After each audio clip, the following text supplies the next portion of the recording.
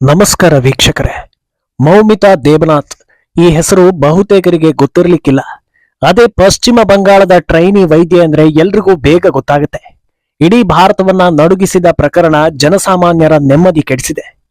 ಆದ್ರೆ ಹಿರಿಯ ವಕೀಲ ಕಪಿಲ್ ಸಿಬಲ್ಗೆ ಮಾತ್ರ ಇದು ನಗು ತರಿಸ್ತಾ ಇದೆ. ಈಗಲೂ ಇಂಥ ದುಷ್ಕೃತ್ಯಕ್ಕೆ ಕೈ ಹಾಕ್ತಾರೆ ಅಂದ್ರೆ ತಪ್ಪಿತಸ್ಥರಿಗೆ ಕಾನೂನಿನ ಭಯ ಇಲ್ಲ ಅನ್ನೋದು 100ಕ್ಕೆ 100 ಗೊತ್ತಾಗುತ್ತೆ. ಈಗ ಎಲ್ಲರೂ ಕೇಳ್ತಾ ಇರೋದು ಆಕೆ ಸಾವಿಗೆ ನ್ಯಾಯ ಸಿಗಬೇಕು ಅಂತ. ಆದ್ರೆ ಕೋರ್ಟ್ನಲ್ಲಿ ಆರೋಪ ಹೊತ್ತವರ ಪರ ವಾದ ಮಾಡ್ತಾ ಇರೋದು ಕಾಂಗ್ರೆಸ್ನ ಹಿರಿಯ ನಾಯಕ, ಹಿರಿಯ ವಕೀಲ ಕಪಿಲ್ ಸಿಬಲ್. ಈ ಕೇಸನ್ನ ಅವರು ಒಪ್ಪಿಕೊಂಡಾಗ್ಲೇ ಮಾನವೀಯತೆ ಇರುವವರೆಲ್ಲ ಬಾಯಿಗೆ ಬಂದ ಹಾಗೆ ಉಗಿದಿದ್ರು. ಈಗ ಸುಪ್ರೀಂ ಕೋರ್ಟ್ನಲ್ಲಿ ಸಾಕ್ಷ್ಯ ನಾಶ ಮಾಡಿದವರ ಪರ ವಾದ ಮಾಡ್ತಿರೋ ಸಿಬಲ್ ಸಿಲ್ಲಿಯಾಗಿ ಕೋರ್ಟ್ನಲ್ಲೇ ನಗ್ತಾರೆ. ಇದರ ಬೆನ್ನಲ್ಲೇ ಅವರ ಜಾತಕವೇ ಬಯಲಾಗ್ತಾ ಇದೆ. ಅವರು ಎಂತೆಂಥ ಕೇಸ್ಗಳಲ್ಲಿ ದುಷ್ಟರ ಪರ ನಿಂತಿದ್ರು, ಎಷ್ಟು ಫೀಸ್ ತಗೊಳ್ತಾರೆ, ಎಲ್ಲವೂ ರಿವೀಲ್ ಆಗ್ತಾ ಇದೆ. ಹಾಗಿದ್ರೆ ಕಪಿಲ್ ಸಿಬಲ್ ಉದ್ದೇಶ ಏನು? ಸಂತ್ರಸ್ತೆಗೆ ನ್ಯಾಯ ಸಿಗೋದಕ್ಕೆ ಅವರು ಬಿಡೋದಿಲ್ವಾ? ಇದೆಲ್ಲವನ್ನ ಒನ್ ಬೈ ಒನ್ ವಿವರಿಸ್ತಾ ಹೋಗ್ತೀವಿ. ಈ ವಿಡಿಯೋವನ್ನ ತಪ್ಪದೆ ಕೊನೆ ತನಕ ನೋಡಿ. ಅದಕ್ಕೂ ಮುನ್ನ ಮೀಡಿಯಾ ಮಾನ್ಸ್ಟರ್ ಚಾನೆಲ್ ಅನ್ನ ತಪ್ಪದೆ ಸಬ್ಸ್ಕ್ರೈಬ್ ಮಾಡಿ. ಎಸ್, ಕಪಿಲ್ ಸಿಬಲ್ ಈ ಹೆಸರು ಹೊಸತೇನಲ್ಲ. ಆದ್ರೆ ಈಗ ಈ ಹೆಸರು ಮುನ್ನೆಲೆಗೆ ಬರ್ತಾ ಇರೋದು ಬಂಗಾಳದಲ್ಲಿ ವೈದ್ಯ ಅತ್ಯಾಚಾರ ಕೊಲೆ ಕೇಸ್ನ ಮುಚ್ಚಿ ಹಾಕೋದಕ್ಕೆ ಪ್ರಯತ್ನ ಪಟ್ಟ ದೀದಿ ಸರ್ಕಾರದ ಪರ ವಾದಕ್ಕೆ ನಿಂತಿರೋದ್ರಿಂದ. ಅತ್ಯಾಚಾರ ಪ್ರಕರಣಗಳು ಹೊಸತಲ್ಲ, ಎಲ್ಲಾ ಕಡೆಗಳಲ್ಲೂ ಆಗೋದೆ ಅಂತ ಗಂಗೂಲಿ ಹೇಳಿದ್ರು.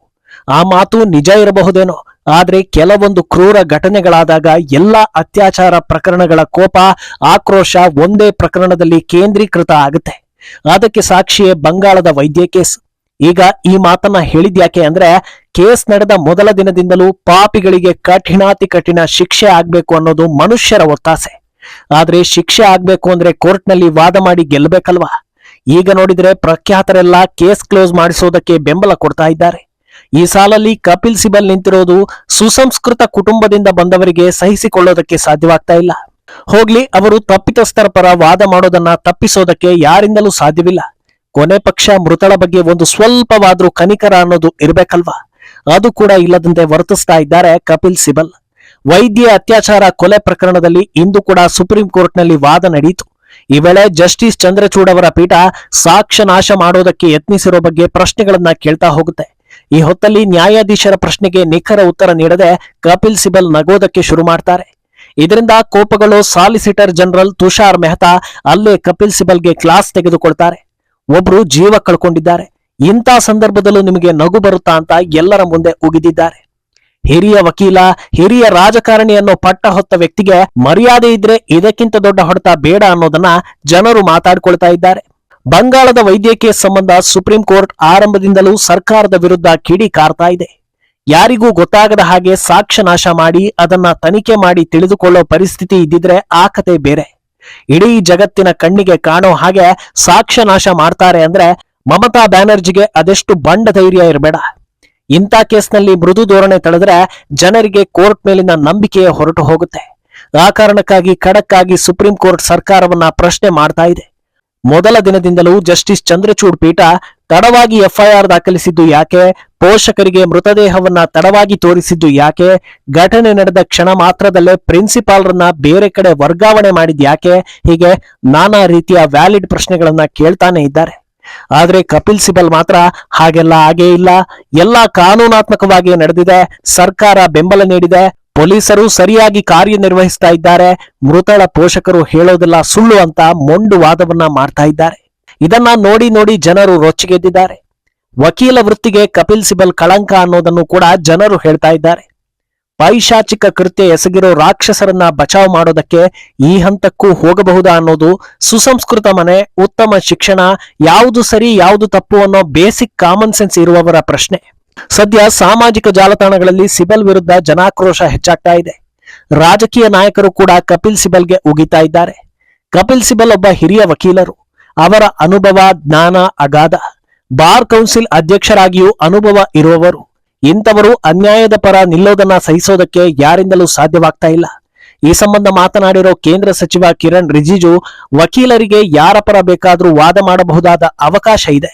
ಆದ್ರೆ ಕೆಲವರು ನಕ್ಸಲರು, ಉಗ್ರರು, ಭ್ರಷ್ಟಾಚಾರಿಗಳು, ತಪ್ಪು ಮಾಡಿದ ಹಣವಂತರು, ದೇಶದ್ರೋಹಿಗಳು ಇಂಥವರ ಪರವೇ ನಿಂತು ಕೆಲಸ ಮಾಡ್ತಾರೆ.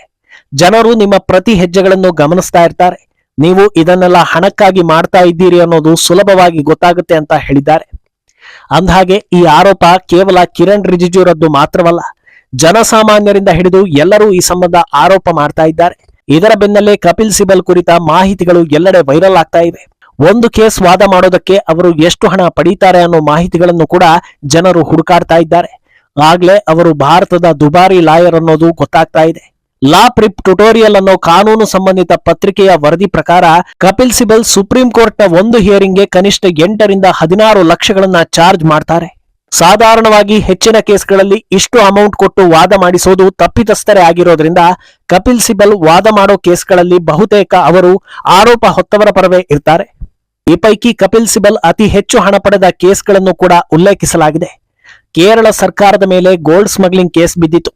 ಈ ವೇಳೆ ಕೇರಳ ಸರ್ಕಾರದ ಪರ ಸುಪ್ರೀಂ ಕೋರ್ಟ್ನಲ್ಲಿ ವಾದ ಮಾಡೋದಕ್ಕೆ ಕಪಿಲ್ ಸಿಬಲ್ ಪಡೆದ ಹಣ ಪ್ರತಿ ಹಿಯರಿಂಗ್ಗೆ 15.5 ಲಕ್ಷ. ಇನ್ನು ರಾಂಚಿ ಗವರ್ನಮೆಂಟ್ ಕರಪ್ಷನ್ ಕೇಸ್ನಲ್ಲಿ ಸರ್ಕಾರದ ಪರ ವಾದ ಮಾಡೋದಕ್ಕೆ ಪ್ರತಿ ಹಿಯರಿಂಗ್ಗೆ 22 ಲಕ್ಷವನ್ನ ಪಡೆದಿರ್ತಾರೆ. ಟೋಟಲ್ ಆ ಕೇಸ್ನಲ್ಲಿ 1.5 ಕೋಟಿ ಹಣ ಬಂದಿರುತ್ತೆ.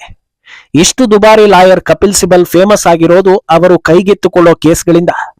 ಅವರ ಟ್ರ್ಯಾಕ್ ರೆಕಾರ್ಡ್ ನಲ್ಲಿರೋ ಪ್ರಮುಖ ಕೇಸ್ಗಳಂದ್ರೆ ರಾಮ ಜನ್ಮಭೂಮಿ ವಿಚಾರದಲ್ಲಿ ಬಾಬ್ರಿ ಮಸೀದಿ ಪರ, ಬಹುಕೋಟಿ 2G ಸ್ಪೆಕ್ಟ್ರಮ್ ಹಗರಣದ ಆರೋಪ ಹೊತ್ತವರ ಪರ, ಸಮಾಜಕ್ಕೆ ಮಾರಕವಾಗೋ ತ್ರಿವಳಿ ತಲಾಕ್ ನಿಷೇಧದ ವಿರುದ್ಧ, ಮುಂಬೈ ಬಾಂಬ್ ಸ್ಫೋಟಿಸಿ ಅಮಾಯಕರ ಪ್ರಾಣ ತೆಗೆದ ರಾಕ್ಷಸ ಯಾಕೂಬ್ ಮೆನನ್ಗೆ ಗಲ್ಲು ಶಿಕ್ಷೆ ಆಗಬಾರದು ಅನ್ನೋದರ ಪರ ವಾದ, ನ್ಯಾಷನಲ್ ಹೆರಾಲ್ಡ್ ಕೇಸ್ನಲ್ಲಿ ಗಾಂಧಿ ಕುಟುಂಬದವರ ಪರ ವಾದ, ಆಧಾರ್ ಕಾರ್ಡ್ ಅನ್ನ ಮ್ಯಾಂಡೇಟ್ ಮಾಡಬಾರದು ಅನ್ನೋದರ ಪರ, ರಫೇಲ್ ಕೇಸ್ನಲ್ಲಿ ಗಾಂಧಿ ಕುಟುಂಬದ ಆರೋಪದ ಪರ, ಹೀಗೆ ಹುಡುಕುತ್ತಾ ಹೋದ್ರೆ ಸಾಕಷ್ಟು ಪ್ರಕರಣಗಳು ಸಿಗ್ತಾ ಹೋಗುತ್ತವೆ. ಅನ್ನ ಬೆಂದಿದ್ಯಾ ಅಂತ ನೋಡೋದಕ್ಕೆ ಒಂದು ಅಗಳು ಅನ್ನವನ್ನ ತೆಗೆದು ನೋಡಿದ್ರೆ ಸಾಕು ಅನ್ನೋ ಮಾತಿದೆ.